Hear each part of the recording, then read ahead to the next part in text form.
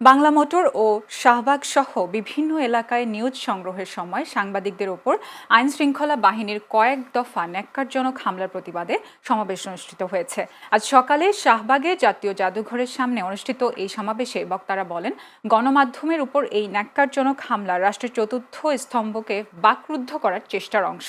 নামধারী পুলিশ এমন কর্মকাণ্ডের মাধ্যমে গণমাধ্যমের স্বাধীনতা ক্ষুণ্ণ করেছে।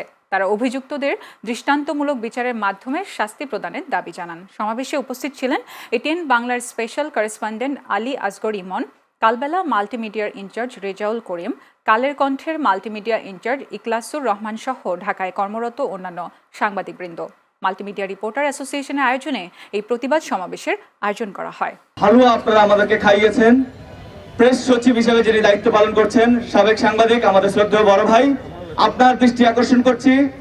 তথ্য উপদেষ্টার দায়িত্ব পালন করছেন রেজওয়ান আপা, আপনার দৃষ্টি আকর্ষণ করছি।